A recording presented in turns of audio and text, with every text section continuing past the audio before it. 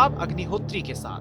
Brought you bye Kesari मरहम एवं तैलम and Prayag PTMT bath fittings and accessories. नमस्कार, चुनाव की बात अमिताभ के साथ में आपका स्वागत है। उत्तर प्रदेश का चुनाव आधे से ज्यादा संपन्न हो गया, लेकिन मजे की बात देखिए, जो समस्या या जो मुद्दा उत्तर प्रदेश चुनाव में निर्णायक मुद्दे के तौर पर मौजूद रहा, उसका ताप समझने में राजनीतिक दलों को 1 महीने से ज्यादा का वक्त लग गया। चुनाव के दौरान आवारा पशुओं का कहर, उसको बुंदेलखंड में कहेंगे तो अन्ना जानवर, पूरब में कहेंगे तो छुट्टा सांड, उनसे खेत खलियान और किसान को जो नुकसान हुआ, वो मसला जमीन पर तो सालों से मौजूद था, लेकिन चुनाव का कोर इशू बना जाके तब जब 2 दिन पहले प्रधानमंत्री नरेंद्र मोदी को मंच से ये कहना पड़ा कि मैं इस समस्या से वाकिफ हूं, मुझे पता है किसानों को तकलीफ हो रही है, एक बार भरोसा करिए 10 मार्च के बाद जब दोबारा आएंगे तो एक स्थायी व्यवस्था करेंगे इस समस्या से मुक्ति के लिए। सोचिए, जिस बात को भाजपा की स्टेट लीडरशिप को समझना चाहिए था सालों पहले, उसको नरेंद्र मोदी समझे और उन्होंने अपनी तरफ से एक पेशकश की। आज ये मुद्दा उत्तर प्रदेश के सियासी आसमान पर छाया रहा। अमेठी में प्रियंका गांधी भी थी, अमेठी में योगी आदित्यनाथ भी थे। दोनों ने अपने अपने मिजाज से, अपने अपने ढंग से इस मसले को उठाया। प्रियंका ने कहा कि हमने तो छत्तीसगढ़ में इस मसले का समाधान करके दिखा दिया, गोबर खरीद की सरकारी योजना चालू करके। उत्तर प्रदेश में कुछ नहीं हुआ। योगी जी ने कहा दोबारा आएंगे तो पूरे प्रदेश के हर जिले में बड़ी बड़ी गौशालाएं खोलेंगे, गौवंश को रखने के लिए मुकम्मल इंतजाम करेंगे ताकि किसान को समस्या ना हो, और जो भी किसान गौवंश को पालेगा, ऐसे जो गैर दूध देने वाली गाय है या बैल है, तो उसको हम 1000 रुपया महीना भी देंगे ताकि उसके ऊपर कोई आर्थिक बोझ ना पड़े। तो अब जैसे जैसे चुनाव पूरब की ओर बढ़ रहा है, ये मुद्दा सबसे बड़े मुद्दे में शुमार हो रहा है एक। और आज ही दोपहर होते होते एक और बड़ा मुद्दा सामने आया। वो मुद्दा सीधे तो उत्तर प्रदेश का नहीं है, लेकिन उत्तर प्रदेश के चुनाव को प्रभावित जरूर करेगा। आज राजस्थान में बजट का दिन था।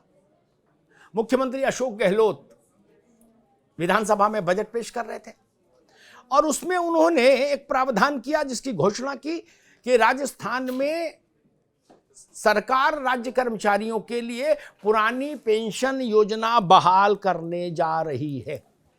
स्वाभाविक इस योजना का देश भर के सरकारी कर्मचारियों ने बहुत हाई पिच पे जाके स्वागत किया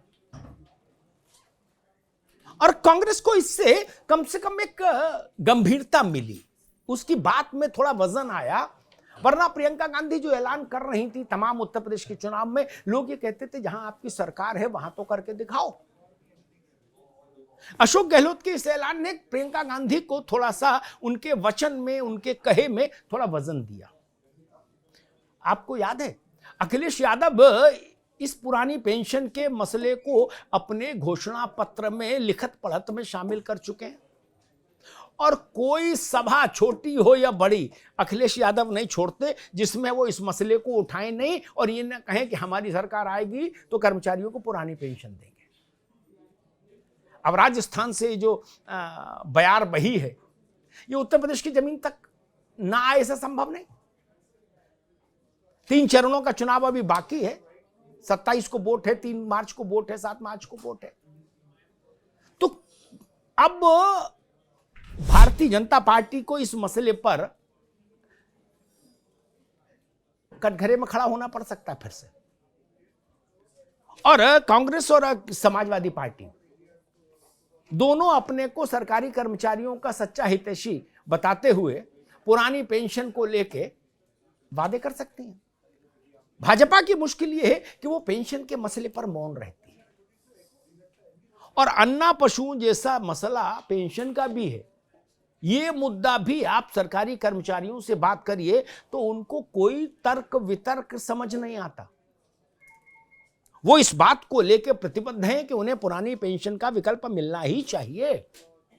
इसलिए आने वाले दिनों में आप देखेंगे कि जब 27 तारीख आएगी और 5वें चरण का मतदान हो रहा होगा, तब तक ये मुद्दा भी आकाश पर दिखाई देगा, उत्तर प्रदेश के चुनावी आकाश पर। क्योंकि ये भी करीब 20 लाख सरकारी कर्मचारियों से जुड़ा हुआ मसला है। 20 लाख की संख्या बहुत होती है, छोटी संख्या नहीं। और एक क्षेपक और है उत्तर प्रदेश की राजनीति में। कल मैंने आपसे चर्चा की थी कि भाजपा का बसपा को लेकर अतिशय प्रेम उमड़ रहा है। 2-3 दिन पहले गृहमंत्री ने कहा था कि देश के गृहमंत्री ने कि बसपा उत्तर प्रदेश में अच्छा चुनाव लड़ रही है, उसका कोर वोट इंटेक्ट है, मुसलमान भी उसे वोट दे रहे हैं, दलित भी वोट दे रहे हैं, जाटव उसके पास है ही। तो कुल मिला के बसपा का इंडियन पॉलिटिक्स का के शेयर बाजार में शेयर बूम कर गया। अब भाजपा ने इतनी नजरें इनायत की तो आज अवसर आ गया रिटर्न गिफ्ट का। बसपा की सुप्रीमो, बसपा की लेडी कमांडर मायावती जी आज वोट डालने आई लखनऊ में। वोट डालने के बाद निकली तो पत्रकारों ने घेरा तो बात हुई।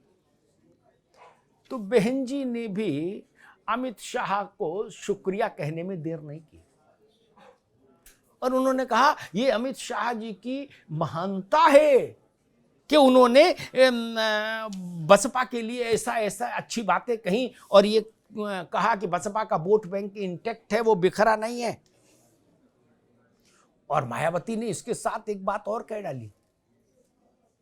उन्होंने कहा कि समाजवादी पार्टी के बड़े नेताओं के चेहरे देख के मुझे नहीं लगता कि वो सरकार में आ रही है। सोचिए, मायावती जी चेहरा पढ़ना भी सीख गई। और स्वाभाविक तौर पर जब युद्ध चल रहा हो तो सेनापति क्या कहेगा, और वही मायावती ने कहा। उन्होंने कहा हमको सर्व समाज का वोट मिल रहा है, मुसलमान भी हमारे साथ हैं, हिंदू भी हमारे साथ हैं, पिछड़े भी हैं, अगड़े भी हैं, दलित भी हैं, और कुल मिलाकर हम 10 मार्च को आप देखिएगा सबकी हसरतें जमीन पर आ जाएंगी, और केवल आपको हाथी चलता हुआ मिलेगा, वो भी बिल्कुल मस्त चाल में, यानी बसपा सरकार बना रही होगी। मायावती ने आज इस बात पर बड़ा जोर दिया। उन्होंने कहा कि हो सकता है कि 10 मार्च को ऐसा ना हो जाए कहीं कि भाजपा और सपा के सपने चकनाचूर हो जाएं और बसपा पूर्ण बहुमत की सरकार बना ले। बनाती है नहीं बनाती है तो लाख टके का सवाल है, लेकिन हाँ इतना जरूर है कि भाजपा ने बसपा की तारीफ की तो बहन जी ने रिटर्न गिफ्ट भेजा, और भाजपा की तारीफ की, अमित शाह की तारीफ की। अब इन दोनों तारीफों का मतलब सियासत का के आंगन में चुनाव के मौसम में न निकाला जाए, ये तो संभव नहीं। इसकी अपने अपने ढंग से समझाइश की जाएगी, गांव में, खेत में, शहर में, कस्बे में, हाट में, बाजार में। और बसपा में कुछ लोग हैं जो ये कहते हैं कि भाजपा जब भी हमारे साथ मोहब्बत दिखाती है हमारा नुकसान कर जाती है, खासतौर पर मुस्लिम वोट्स को लेकर। लेकिन कुछ लोग ऐसे भी हैं बसपा में ही जो ये मानते हैं कि भाजपा ने अगर हमारा शेयर ऊपर किया तो जो मुस्लिम अभी डिवाइड नहीं हो रहा है उत्तर प्रदेश में, उसको लगेगा कि नहीं बसपा भी अच्छा चुनाव लड़ रही है तो वो हमारी तरफ आ सकता है, तो वहां हमको फायदा हो जाएगा। ये सियासत है मेरे दोस्त, इसमें नफा नुकसान का तराजू बड़ा महीन होता है। आज इतना ही, कल फिर मिलेंगे इसी समय आपके साथ, और फिर आपको बताऊंगा दिन भर की चुनाव की बड़ी बातें, उनके मतलब, उनके अर्थ, उनके मैसेज, और ये समझने की कोशिश करेंगे कि आखिर ये चुनाव जाके धर रहा है। चुनाव की बात अमिताभ अग्निहोत्री के साथ, ब्रॉट टू बाय केसरी मरहम एवं तैलम and Prayag PTMT bath fittings and accessories,